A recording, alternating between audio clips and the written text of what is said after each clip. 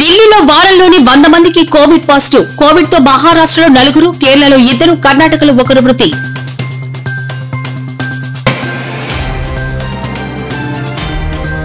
మాజీ ఎమ్మెల్యే వల్లభనేని వంశీకి తీవ్ర అస్వస్థత. చికిత్స నిమిత్తం గుంటూరు జీజీహెచ్ కు తరలించిన పోలీసులు.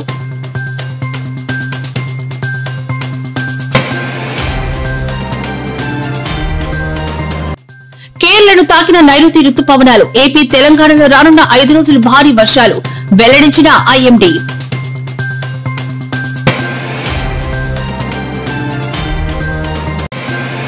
కేబినెట్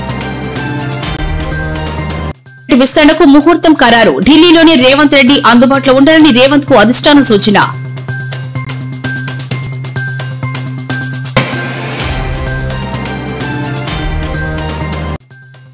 పర్యాటక, సాంస్కృతిక, సినిమా రంగాలపై మంత్రి కందుల దుర్గేష్ కీలక వ్యాఖ్యలు.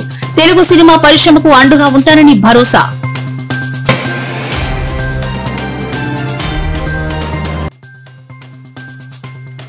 దేశ చరిత్రలోని రికార్డ్. విద్యుత్ కార్మికులకు 1 కోటి ప్రమాద బీమా. చెక్కులను అందించిన తెలంగాణ డిప్యూటీ సీఎం బట్టి విక్రమార్క.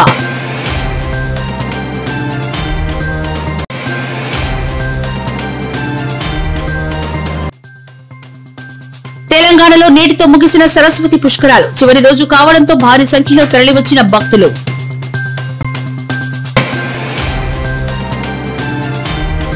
దేశ రాజధాని ఢిల్లీలో కోవిడ్ మహమ్మారి మరోసారి కలకలం రేపుతోంది.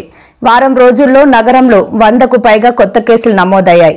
2020 నుంచి ప్రపంచవ్యాప్తంగా లక్షలాది మంది ప్రాణాలను బలిగొన్న ఈ వైరస్ మళ్లీ పుంజుకోవడం ఆందోళన కలిగిస్తోంది. దేశవ్యాప్తంగా ప్రస్తుతం మొత్తం యాక్టివ్ కేసుల సంఖ్య 1009కి చేరినట్లు కేంద్ర కోవిడ్-19 సమాచార నివేదిక వెల్లడించింది. ఒక్క ఢిల్లీలోనే 104 యాక్టివ్ కేసులు ఉండగా వీటిలో 99 కేసులు గత వారం రోజుల్లోనే నమోదు కావడం గమనార్హం.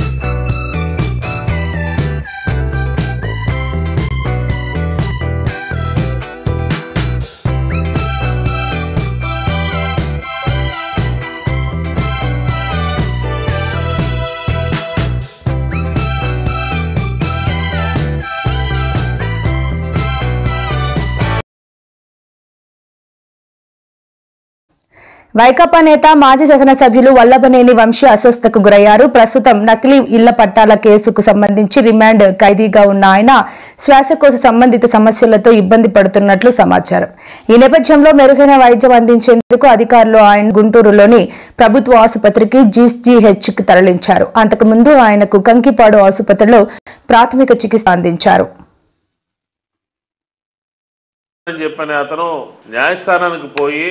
న్యాయస్థానం ముందు వాంగ్మూలం ఇచ్చి బలవంతంగా నాతో పెట్టించినటువంటి కేసు నేను దాన్ని విత్డ్రా చేసుకుంటున్నాను అని చెప్పినటువంటి సందర్భంలో న్యాయస్థానం ఆ తీర్పుని ఈ రోజుకి వాయిదా వేసి ఈ రోజు తీర్పు వెలువడించేటటువంటి తరుణంలో మరొక అక్రమమైనటువంటి కేసు, అన్యాయమైనటువంటి కేసు, ఒక ఫ్యాబ్రికేటెడ్ కేసుని ఈరోజు వల్లభనేని వంశీ మీద పెట్టి ఎవరైతే కంప్లైంట్ ఇప్పించారో దాదాపుగా 30 మంది పోలీసులు ఆ ఇంటికి వెళ్ళి బలవంతంగా భయపెట్టి అక్రమంగా వంశీ మీద కంప్లైంట్ ఇప్పించినటువంటి పరిస్థితి ఈరోజు విజయవాడలో నెలకొంది.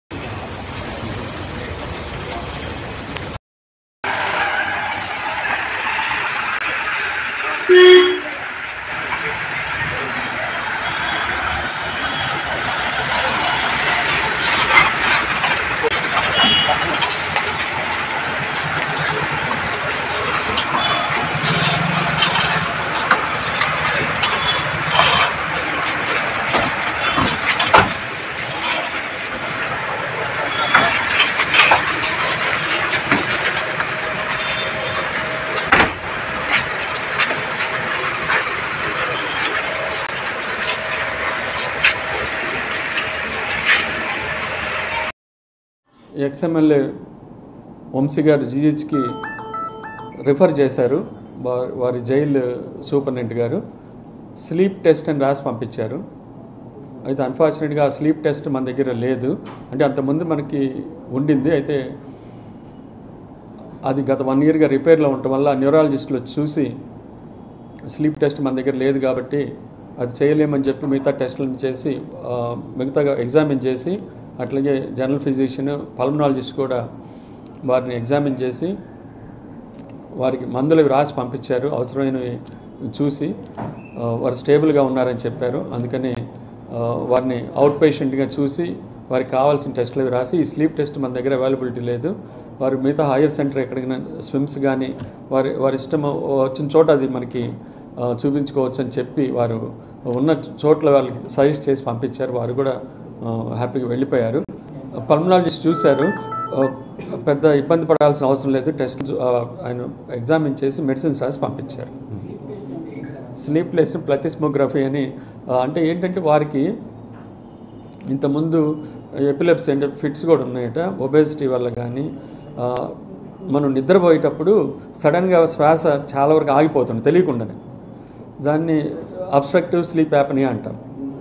అది మనము ఈ ప్లథిస్మోగ్రఫీ స్లీప్ టెస్ట్ అనే ద్వారా తెలుసుకుంటే దాన్ని బట్టి వాళ్ళకి బీప్యాప్ అనే మెషిన్ ఇంటి దగ్గర పెట్టుకొని నైట్ టైం ఇలా దబాలను శ్వాస ఆగిపోకుండా, బ్రెయిన్కి ఆక్సిజన్ అందకుండా పోయి ప్రమాదంలో పడకుండా ఆ టెస్ట్ చేస్తారు.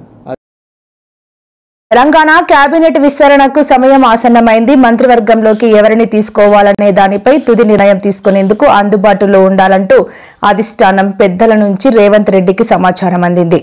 ఢిల్లీ పర్యటనలో ఉన్న రేవంత్ హైదరాబాద్ తిరిగి చేరుకోవాల్సి ఉండగా అధిష్టానం సూచన మేరకు హస్తినాలోనే ఉండిపోయారు. పార్టీ అగ్రనేత రాహుల్ గాంధీ, అధ్యక్షుడు మల్లికార్జున ఖర్గేతో రేవంత్ రెడ్డి నేడు భేటీ అయ్యారు.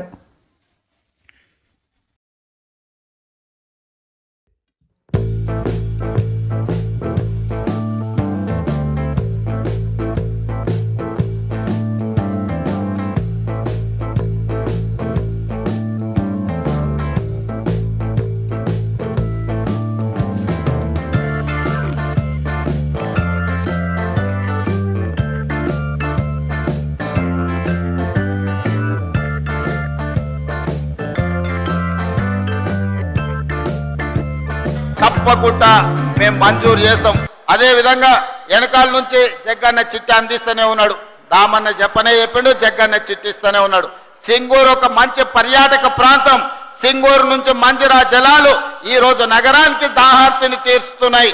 తప్పకుండా ఈ సింగూరు ప్రాజెక్టును 100% ఒక మంచి టూరిజం కింద, ఎకో టూరిజం కింద ఆ సింగూరు జలాలు హైదరాబాద్ ప్రజలు ఏదైతే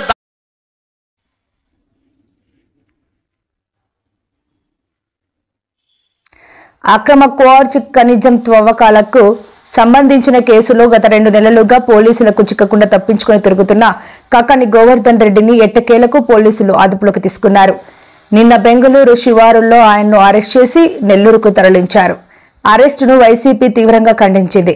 ప్రభుత్వం కక్ష సాధింపు చర్యలకు పాల్పడుతోందని ఆరోపించింది. అరెస్టుపై మాజీ మంత్రి అనిల్ కుమార్ యాదవ్, ఎమ్మెల్సీలు పర్వతరెడ్డి చంద్రశేఖర్ రెడ్డి, మేరిగా మురళి, మాజీ ఎమ్మెల్యే కిలివేటి సంజీవయ్య తీవ్ర ఆగ్రహం వ్యక్తం చేశారు.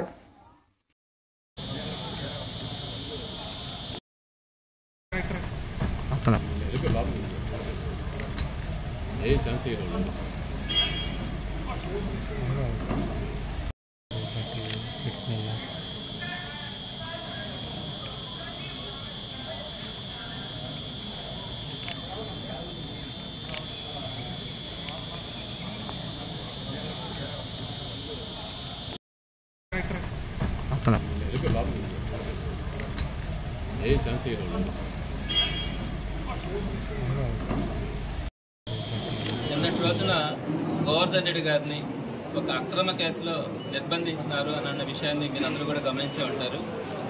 నెల్లూరు జిల్లాకు సంబంధించి అయితే ఇదొక అత్యంత దురదృష్టమైనటువంటి రోజు అని కూడా చెప్పచ్చు. ఎందుకంటే గతంలో ఎప్పుడు కూడా ఇట్లా ఒక మంత్రిగా పనిచేసినటువంటి వ్యక్తిని, లేదా ఒక జడ్పీ చైర్మన్గా కానీ, ఒక ఎమ్మెల్యేలుగా కానీ పనిచేసినటువంటి వ్యక్తుల్ని అరెస్ట్ చేసినటువంటిది అంటే కేవలం ఒక నిరాధారమైనటువంటి ఆరోపణలతో ఎలాంటి సంబంధం లేనటువంటి ఒక కేసులో అరెస్ట్ చేసి నిర్బంధించి జైల్లో పెట్టడం అన్నది నెల్లూరు జిల్లా చరిత్రలో ఎప్పుడు కూడా చూడలే. అందరూ కూడా ఇక్కడ ఉన్నటువంటి ప్రతి ఒక్కరు కూడా కొంత సెన్సిటివ్గా ఉండేవాళ్ళు. ఇలాంటి రాజకీయాలను ఎప్పుడు కూడా ఈ కక్షలు కార్పణ్యాలు ఎప్పుడు కూడా చూడలే. మరి ఈరోజు మనం చూస్తూ ఉన్నాం ఏంటి గోవర్ధన్ రెడ్డి గారి మీద జరిగినటువంటి కేసు. అది ఎప్పుడో 2023లో ఒక 2 months అక్కడ ఒక మైనింగ్ జరిగింది అన్న ఆరోపణ. అది ఆ రోజుల్లోనే దాని మీద ఎంక్వైరీ కూడా చేయడం జరిగింది. అక్కడ ఉన్నటువంటి ఆఫీసర్ అంతా కూడా పర్ఫెక్ట్గా జరిగిందని కూడా ఆ రోజు ఇవ్వడం జరిగింది, మైనింగ్కి సంబంధించినటువంటి ఆఫీసర్. మళ్ళీ అదే ఆఫీసర్ దగ్గర మళ్ళీ ఈరోజు మళ్ళీ కేసు పెట్టించి ఒక 3 మీద A1, A2, A3 మీద కేసు ఎఫ్ఐఆర్ చేయడం కూడా జరిగింది. ఇందాక రామ్ కుమార్ అని చెప్పినట్టు ఆ కేసులో వర్త లేక ఆ కేసులో సరిపోదన్నట్టుగా అందులో ఉన్నటువంటి వారందరికీ కూడా యాంటిసిపేటరీ బెయిల్ వస్తూ ఉంటే అందులో ఉన్నటువంటి ఒక వ్యక్తి దగ్గర కన్ఫెషన్ స్టేట్మెంట్ ఒకటి తీసుకొని ఆ కన్ఫెషన్ స్టేట్మెంట్లో గోవర్ధన్ రెడ్డి గారి పేరుని యాడ్ చేసి గోవర్ధన్ రెడ్డి గారి పేరుని యాడ్ చేసిన తర్వాత దాంట్లో ఉన్నటువంటి సెక్షన్స్ అన్నిటి కూడా మార్పు చేయడం. అంటే SC ST కేసు కానీ అలానే జిలిటన్ స్టిక్స్ని బ్లాస్టింగ్ కోసం వాడారు అంటే అదొక విద్రోహ చర్యలాగా ఆ బ్లాస్టింగ్స్ను వాడుతూ ఉన్నారు అన్న ఆలోచనతో దానికి సంబంధించినటువంటి సెక్షన్స్ని కానీ వీటన్నింటినీ కూడా యాడ్ చేసి ఎటువంటి పరిస్థితుల్లో బెయిల్ రాకుండా చేయాలన్న ఒక దుర్మార్గమైనటువంటి ఆలోచనతో ఈరోజు గోవర్ధన్ రెడ్డి గారిని నిర్బంధించాలన్న ఆలోచనతో ముందుకెళ్ళడం కూడా జరిగింది. అయితే దీనికి సంబంధించి గోవర్ధన్ రెడ్డి గారు మొదటి నుంచి కూడా మేము కూడా ఒకటే చెప్పాం, యాంటిసిపేటరీ బెయిల్ అప్లై చేయడానికి ప్రతి మనిషికి కూడా ఒక రైట్ ఉంటుంది. సో యాంటిసిపేటరీ బెయిల్ తీసుకుని అంటే విచారణకు రామని మేమేం చెప్పట్లేదు, కానీ విచారణ పేరుతో వీళ్ళు రప్పించి అంటే అక్కడ ఏం లేదు. గోవర్ధన్ రెడ్డి గారు మైనింగ్ చేసింది కానీ గోవర్ధన్ రెడ్డి గారు సంతకం పెట్టి ఆ మైనింగ్ పర్మిషన్స్ ఇవ్వడం కానీ ఇలాంటి ఏ విధమైనటువంటి గోవర్ధన్ రెడ్డి గారికి సంబంధం లేదు. కేవలం గోవర్ధన్ రెడ్డి గారు రోజు అక్కడ ఒక ఎమ్మెల్యేగా మాత్రమే ఉన్నారు. ఆ ఎమ్మెల్యేగా ఉన్నప్పుడు ఆ నియోజకవర్గ పరిధిలో ఒక మైనింగ్ జరిగింది అని అనేది వీళ్ళు చేసినటువంటి ఆరోపణ. అంత మాత్రాన ఆ ఎమ్మెల్యేని అరెస్ట్ చేయాలంటే అది పాసిబుల్ అయ్యేటువంటి అంశం కాదు. సో ఇట్లాంటి పరిస్థితుల్లో గోవర్ధన్ రెడ్డి గారిని అరెస్ట్ చేయడానికి ఈ కన్ఫెషన్ స్టేట్మెంట్ ని బేస్ చేసుకొని చెప్పడం కూడా జరిగింది. వాళ్ళు దానికి సంబంధించినటువంటి సెలబ్రేషన్స్ చేసుకోవడానికి పలు రాష్ట్రాల్లో విస్తారంగా వర్షాలు కురుస్తున్నాయి.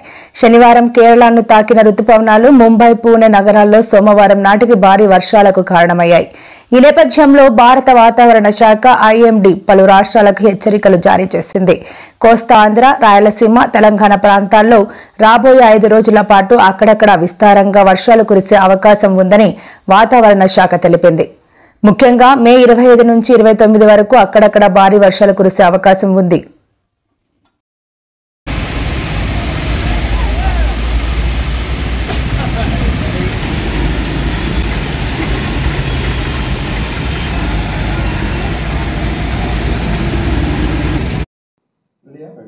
కంటిన్యూ అవుతున్నాయి. వీటి కారణం చేత తీరాంబడి ఉన్నటువంటి కంప్లీట్ ఆంధ్ర తీరాంబడి ఉన్నటువంటి మత్స్యకారులందరూ కూడా వేటకు వెళ్ళొద్దని చెప్తున్నాం. నెక్స్ట్ లాస్ట్ 24 hours వరకు కూడా చూసినా కూడా ఒక మాస్టర్ వర్షాలు అక్కడక్కడ మన కోస్తా జిల్లాలో నమోదవడం జరిగింది. 1 to 3 centimeters వరకు మ్యాక్సిమం రైన్ఫాల్ రికార్డ్ అయింది లాస్ట్ 24 hours. ఇది మా ప్రస్తుతం అనుకున్నటువంటి వెదర్ అప్డేట్. అంతే సార్. ఏ జిల్లా మాత్రం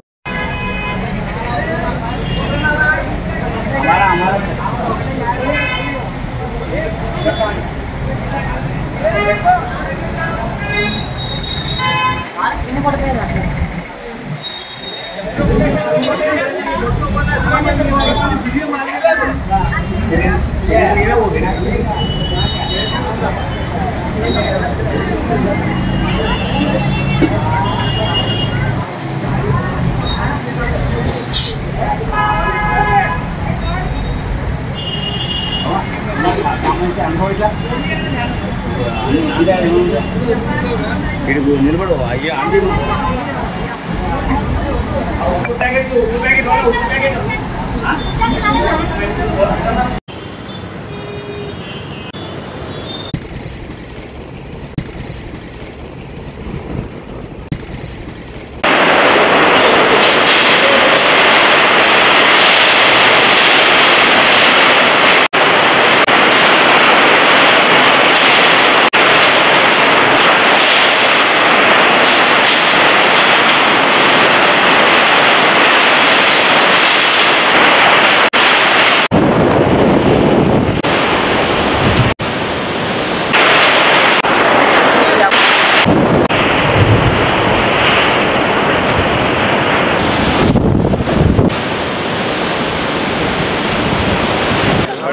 అమ్మా.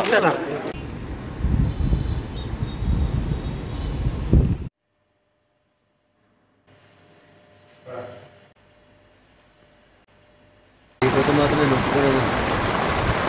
ఒప్పుకున్న పర్లేదు, పని ఆపితే ఆపినాను. ఆపితే నాకేంటి అసలు. ఇంకా 2 నెలలు అయితే మళ్ళీ తుఫాన్ అయిపోయి మొత్తం వర్షాలు చేసి మళ్ళీ జీరోకి వచ్చేది చెప్పి మళ్ళీ వస్తే మళ్ళీ ఫస్ట్ నుంచి ఎవడవుతారా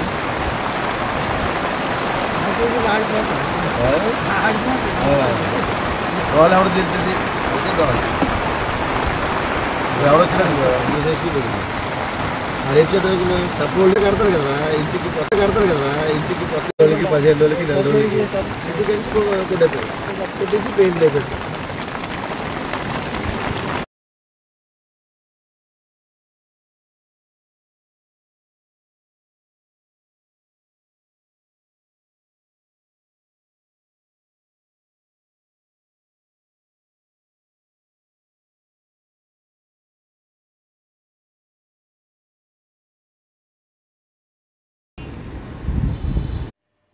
మాత్రం నేను ఒప్పుకోలేదు.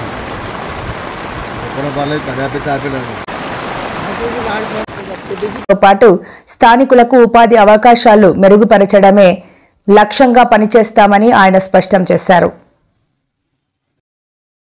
థియేటర్ల బంద్ అనేటువంటి తీవ్రమైన నిర్ణయం తెర మీదకు వచ్చిన తర్వాత ఎందుకు ఈ వాతావరణం కల్పించబడుతుంది, జరుగుతున్నది ఏమిటి, దీన్ని ప్రోద్బలిస్తున్నటువంటి వ్యక్తులు ఎవరు, ఇవన్నీ అంశాల మీద ఒక విచారణ జరిగితే రేపొద్దున పరిశ్రమకు ఉపయోగపడే విధంగా కొన్ని విధానాలని మేము అవలంబించడానికి వీలుగా ఉంటుందనేటువంటి ఉద్దేశంతో ఎప్పుడైతే థియేటర్ల మూసివేత అనేటువంటి అంశం వచ్చిందో నేను హోమ్ సెక్రటరీ గారితో మాట్లాడి వారికి చెప్పాం, దీని మీద వెంటనే లోతుగా అంశాలను విచారించండి, తద్వారా ఏం జరుగుతుందో తెలుసుకోవాలి, దాన్ని బట్టి ఒక నిర్ణయాన్ని మనం తీసుకోవడం కుదురుతుందని చెప్పాం. ఆ ప్రాసెస్ స్టార్ట్ అవుతుంది. అయితే ఇవాళ ఒకటే మేము చెప్పేది అందరికీ కూడా, సినిమా రంగానికి చెందిన వారికి కూడా చెప్పేది, ఈ ప్రభుత్వం ముఖ్యమంత్రి చంద్రబాబు నాయుడు గారి నేతృత్వంలో అధికారంలోకి వచ్చిన దగ్గర నుంచి కూడా పరిశ్రమకి పూర్తిగా సహకారం అందించాలనేటువంటి ఆలోచనతో గత ప్రభుత్వంలా కాకుండా ఈ ప్రభుత్వం పూర్తిగా అన్ని అంశాలని పరిశీలించి మీకు సహకారం పెద్ద ఎత్తున ఇవ్వాలనేటువంటి ఆలోచన చేస్తున్న విషయం అందరికీ తెలుసు సినిమా పరిశ్రమ వారికి. దాంతోపాటు ఉప ముఖ్యమంత్రి పవన్ కళ్యాణ్ గారు స్వయంగా ఆయన సినిమా రంగం నుంచి వచ్చారు.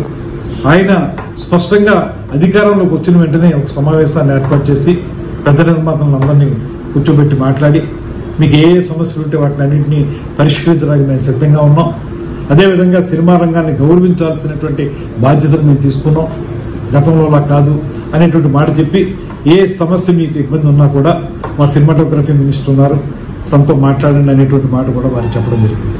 కేవలం అంతవరకు పరిమితం మాత్రమే కాకుండా ఎప్పుడైతే ఏ రకంగా సినిమా థియేటర్లకు సంబంధించినటువంటి ప్రైస్ హైక్ చేసుకోవాలనుకున్నారో వాళ్ళు, అది మాకు ఒక అప్లికేషన్ పెట్టడం, దాన్ని ప్రతి సినిమాకి కూడా ఏదో స్థాయిలో ఆ ప్రైస్ని హైక్ చేయటం, ఇవన్నీ జరుగుతూ వస్తూ ఉన్నాయి. ఏ నిర్మాత కూడా ఇబ్బంది పడినటువంటి పరిస్థితి. అదేవిధంగా సినిమా నిర్మాణం జరిగేటప్పుడు రాష్ట్రంలో ఎక్కడ ఏం జరుగుతున్నా కూడా వారికి ఏ అనుమతులు కావాల్సి వచ్చినప్పటికీ కూడా వెంటనే స్పందిస్తున్నాం.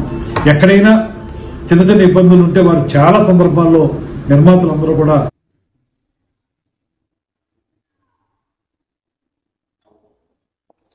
విద్యుత్ కార్మికులకు ₹1 కోటి పైబడి ప్రమాద బీమా అందించడం దేశ చరిత్రలోనే ఒక రికార్డు అని డిప్యూటీ సీఎం పవన్ అన్నారు.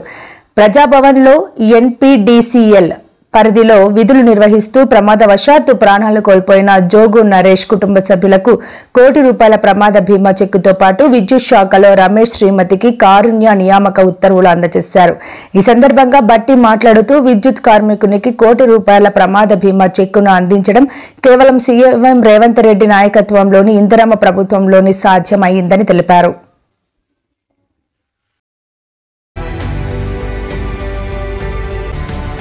పైబడి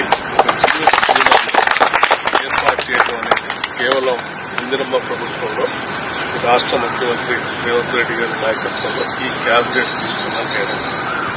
ఇంత గొప్ప కార్యక్రమం బహుశా కార్మికుల కోసం ఏ ప్రభుత్వం కూడా ఆలోచన చేసి ఉండకపోవచ్చు.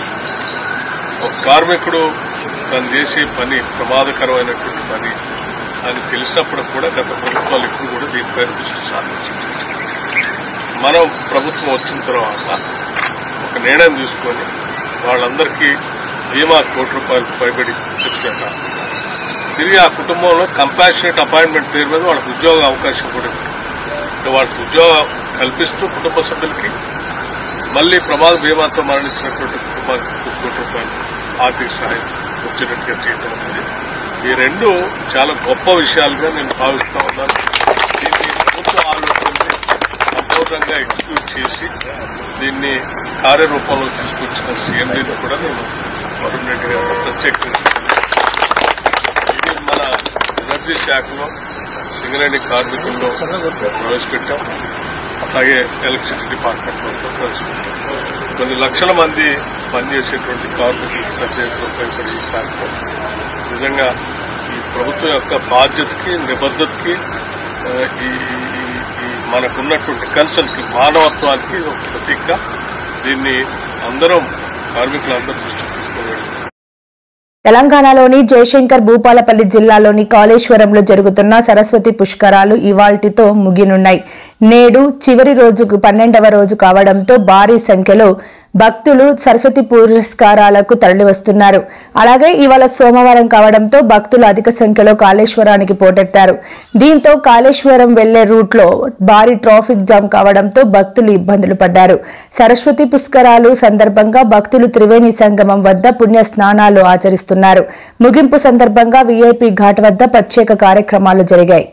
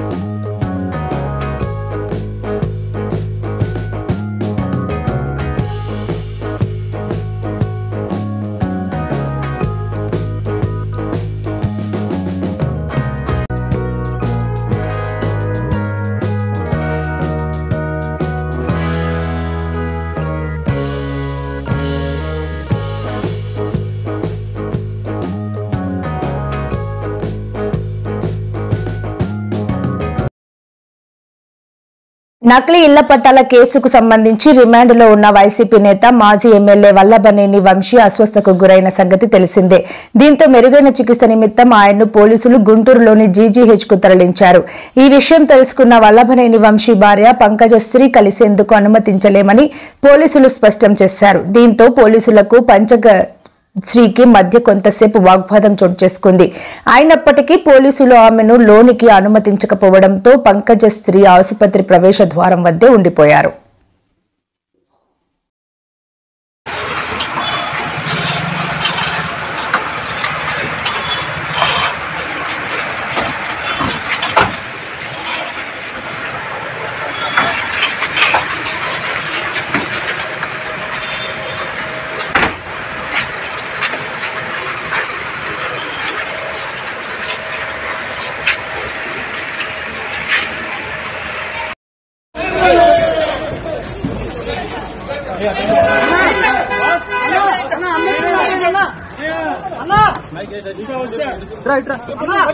వంశీ గారు ఏం చెప్తారు? అరెస్ట్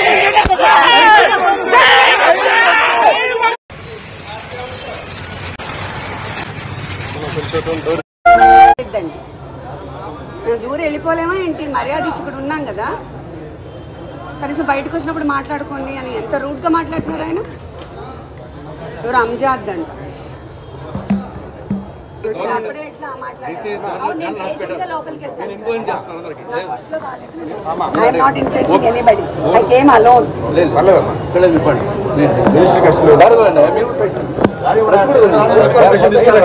బయటకు వచ్చినప్పుడు మాట్లాడి చాలా రూట్ గా మాట్లాడారు. ఆయన ఎందుకు తీసుకెళ్ళారు?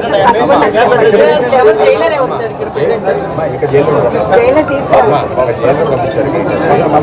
ఓకే, ఎందుకు తీసుకొచ్చారు చెప్పండి. ఎందుకంటే హెల్త్ బాగాలేదని తెలుసు, స్లీప్ స్టడీ ఇక్కడ లేదని నాకు తెలుసు, కానీ ఎందుకు తీసుకొచ్చారు? స్లీప్ స్టడీ నైట్ కదా చేస్తారు. ఏం టెస్ట్ చేస్తారు? నేనంతా అక్కడ చేశారు కదా టెస్ట్. అక్కడ చేశారు.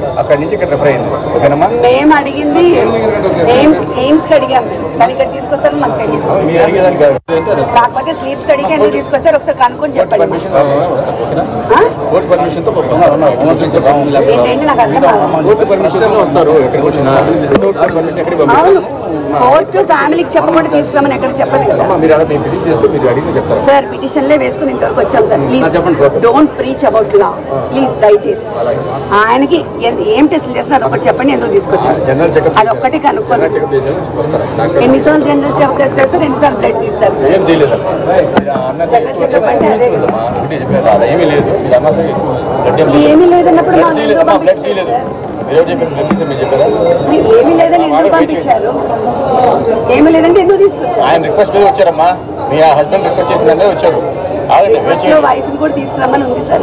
ఇవ్వలేదు కదా, ఇస్తే వస్తారు కదా. మీరు అంత రూట్ గా మాట్లాడారు. నేను నిలబడమంటే నిలబెట్టాను సార్. డిఎస్పీ గారిని కనుక్కొని చెప్పమన్నా అసలు ఎందుకు వచ్చారు ఏంటి అంతే నేను అడిగాను. అవును, నేను అదే కనుక్కొని చెప్పండి అని. మీరు అంత తరచా అవసరం ఇంతవరకు మమ్మల్ని అలో చేశారు. ఇప్పుడు అలో చేయకపోతే నాకు ఆశ్చర్యం వేస్తుంది, అందుకే అడిగాను. I don't know. మొన్న కూడా వెళ్ళాం కదా సార్, గవర్నమెంట్ హాస్పిటల్కి అలో చేశారు కదా. గవర్నమెంట్ హాస్పిటల్ నేను వెళ్ళి మాట్లాడాను.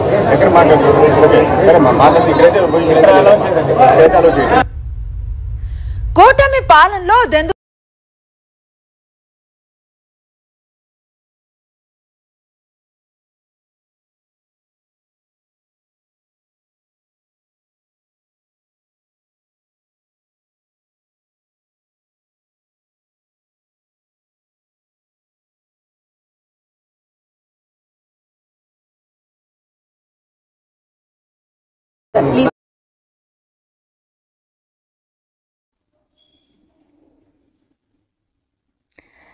కేసీఆర్ తనను తాను ఒక చక్రవర్తిలా రాజులా భావిస్తుంటాడు. ఒక్కసారి ఎవరిపైనైనా ఆయనకు నెగిటివ్ అభిప్రాయం పడితే ఇంకా అంతే, అది ఎన్నటికీ మారదు. కేసీఆర్తో కవిత బంధం ఇక అతికే అవకాశమే లేదు అని బీజేపీ నేత ఈటెల రాజేందర్ సంచలన వ్యాఖ్యలు చేశారు.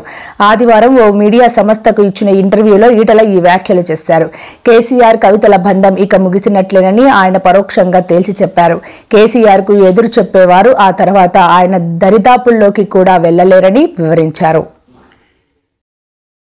క్షమాపణ చెప్పండి, డిమాండ్ చేస్తాను. నీకు చేత కాదు. నువ్వు 2024 ఎన్నికల కంటే ముందు ఏ ప్రగల్భాలు పలికినవో, ఏ హామీలు ఇచ్చినవో, ఏ మాటలు చెప్పినవో ఇవన్నీ నేను చేయలేను. కేసీఆర్ గారి చుట్టూ కొన్ని దయ్యాలున్నాయి, వాళ్ళ వల్ల కేసీఆర్ గారి చుట్టూ కొన్ని దయ్యాలున్నాయి, వాళ్ళ వల్ల చాలా నష్టం జరుగుతున్నది. పార్టీలో ఉండేటటువంటి నాకు, నేను కేసీఆర్ గారి కూతుర్ని, అంతరంగికంగా నేను రాసినటువంటి లేఖనే బయటికి వచ్చిందంటే మరి ఇతర సామాన్యుల సంగతి, ఇతరుల పరిస్థితి ఏంటి పార్టీలో అన్నది ఇవాళ చర్చ జరగాల్సినటువంటి అవసరం ఉన్నది. నేను కేసీఆర్ గారి దగ్గర ఉన్న 20 ఏళ్ళు ఏనాడు నాకు ఎమ్మెల్యే టికెట్ ఇవ్వమని చెప్పలేదు, వారే ఇచ్చిండ్రు. ఏ ఫ్లోర్ లీడర్ కావాలని చెప్పి అడగలేదు, వారే ఇచ్చిండ్రు.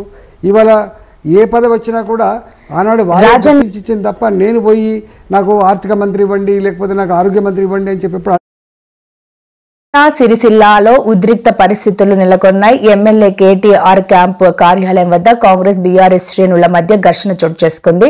ముఖ్యమంత్రి రేవంత్ రెడ్డి చిత్రపటాన్ని కార్యాలయంలో ఏర్పాటు చేసేందుకు కాంగ్రెస్ పార్టీ నాయకులు ప్రయత్నించడంతో ఈ వివాదం తలెత్తింది. ఇరు పార్టీల నాయకులు కార్యకర్తల మధ్య మాట పెరిగి తీవ్ర వాగ్వాదానికి దారితీసింది.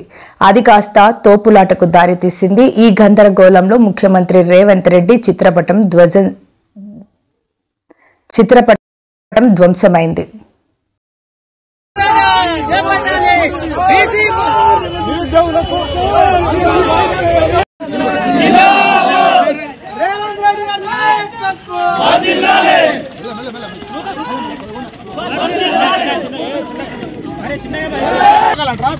ఏం చెప్తారు?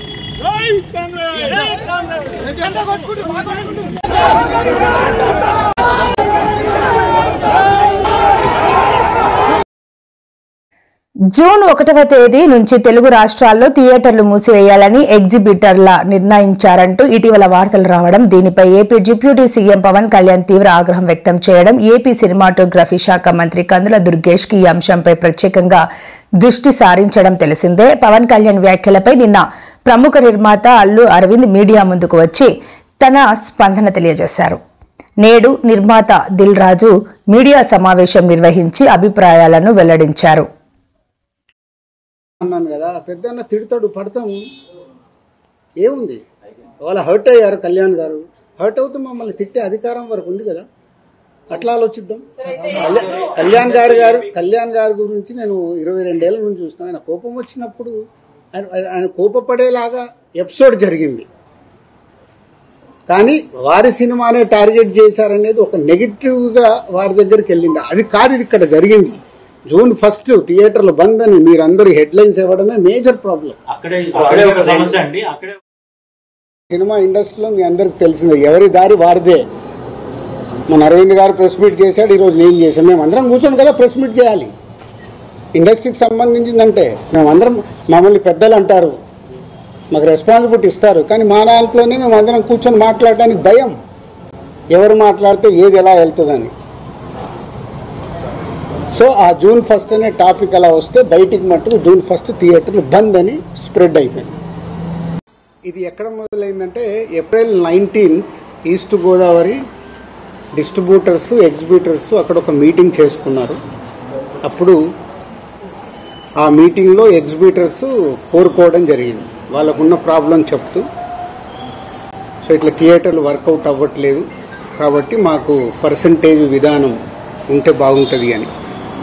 సో పోతే అందరికీ ఎన్నిసార్లు ఉన్నా నేను ఒకటే చెప్పేది, ఈరోజు ప్రతి సినిమా సంవత్సరంలో 150 సినిమాలు రిలీజ్ అవుతాయి, 90 సినిమాలు అందరూ పర్సంటేజ్ విధానంలోనే ఆడుతున్నారు. కొన్ని సినిమాలే రెంట్ ఆర్ పర్సంటేజ్ అనే విధానంలో ఆడుతున్నారు. సో ఈ రెంట్ ఆర్ పర్సంటేజ్ విధానంలో ఆడుతున్న దగ్గరే ఎగ్జిబిటర్స్కి కొన్ని ఇబ్బందులు ఉన్నాయి. కాబట్టి వాళ్ళు అలా ఈస్ట్ గోదావరిలో ఏప్రిల్ 19న డిస్ట్రిబ్యూటర్స్ ఎగ్జిబిటర్స్ మీటింగ్లో వాళ్ళు కోరుకోవడం జరిగింది. సో దానికి కొందరు అక్కడ డిస్ట్రిబ్యూటర్స్ యాక్సెప్ట్ చేయలేదు. అది మాకు హైదరాబాద్కి ఇలా నిర్మాతలకి అది కమ్యూనికేట్ అవుతే ఏప్రిల్ 26 గిల్డ్ మీటింగ్ జరిగింది. గిల్డ్ మీటింగ్లో మాకు హిట్ 3 గురించి బాంబేలో రిలీజ్ ఇష్యూ ఒకటి ఉండే, సెకండ్ ఈస్ట్ గోదావరిలో ఇలా పర్సంటేజ్ విధానం కావాలని వాళ్ళు నిర్ణయం తీసుకొని ఇండైరెక్ట్గా జూన్ 1 నుంచి వాళ్ళది వర్కౌట్ అవ్వకుంటే థియేటర్లు ఇలా ఆపుతాము అని కమ్యూనికేట్ చేయడం జరిగింది. ఇది ఎవ్రీథింగ్ ఎగ్జిబిటర్స్ డిస్ట్రిబ్యూటర్స్ మధ్యలో ఈస్ట్ గోదావరిలో జరిగిన సంఘటన.